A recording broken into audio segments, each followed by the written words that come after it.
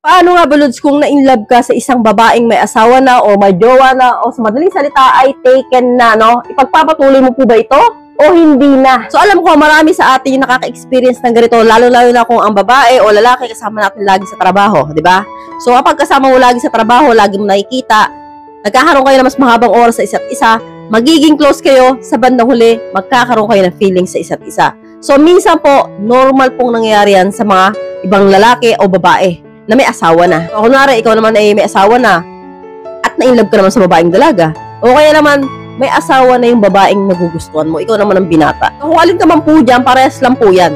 So, paano mo na nga ba i-handle kung nasa ganito ang klase ng sitwasyon, no? In-love ka sa may taong may asawa na. So, ano nga bang magiging dulot-dulots kapag pinagpatuloy mo yan, no? Unang-una, syempre, makakasira ka ng pamilya. So, yan po yung masamang epekto niyan na mangyayari, no? Kunwari po, na-inlove sa'yo yan, and then sasabihin niya sa'yo, handa akong iwanan yung pamilya ko para sa'yo. Yung mga anak ko, asawa ko, sasama ako sa'yo. So, may mga ganung babae na talagang kayang-kayang gawin yan, na iwanan ang kanilang mga anak, sumama lang sa ibang lalaki.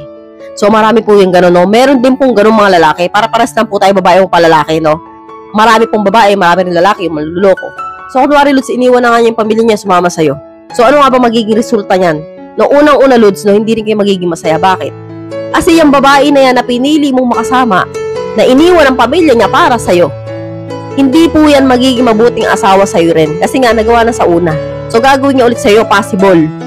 So, kaya po, wag na wag po kayong papatol sa may taong may asawa na. Kasi po, kapag po pinatulan pa kayo ng babaeng may asawa na, napapakita po yan na hindi po siya matinong babae. Magkaanak man kayong dalawa, Lods, no? Posible pong magiging irresponsible yung asawa sa'yo yan. Kasi nga, nagawa na nga niyang iwanan yung mga anak niya, di ba, para sa'yo. So, kaya niya rin na iwanan ka kapag nakita pa siya na mas mahigit pa sa'yo. So, yun po yung magiging resulta niyang balang araw, hindi pa lang ngayon. Kasi nga, todo in love pa kayo sa isa't isa, no? Pero kapag po nangyari na po yan, nagsama na po kayo sa isang bubong, no? Makikita mo na yung tunay na ugali niyan. So, para kumuha ng bato na pinukpok mo sa ulo mo. Kaya po, kung kayo po ay nai-inlove sa taong may asawa na, mas mabuti pong iwasan nyo na yan dahil alam nyo pong mali yan, no? Huwag po kayo magpadala.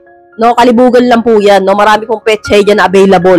Huwag po kayong pumatol sa petchay na taken na. So, alam ko, Lods, no, syempre, minsan, ang hirap pigilin, no? Talagang gustong-gusto mo yung tao, may asawa. So, ikaw naman ngayon, magnanakaw ka ng sandali. Diba? Nakaw na pag-ibig, laging nakabumalik. Baliw na pagmamahalan, wala lang pag-asa at karapatan. Ang advice ko lang sa inyo, Lods, no, pigilan ninyo yung damdamin ninyo, no? Huwag na yung mga tuwiran, ma'am, ang hirap ng pigilin yan. Kaya-kayang pigilan yan, nasa inyo lang po yan. So, pumili po kayo ng babaeng mga dalaga pa at binata pa, no? Huwag na po kayo mang-agaw ng iba, no? Kasi po, kapag nang-agaw po kayo ng iba, aagawin din po sa inyo ng iba yan. So, nandito na lang po tayo, mga Lods. I hope you learned something new in this video. More videos to come. So, stay connected and see you again to my next video. God bless. Bye-bye!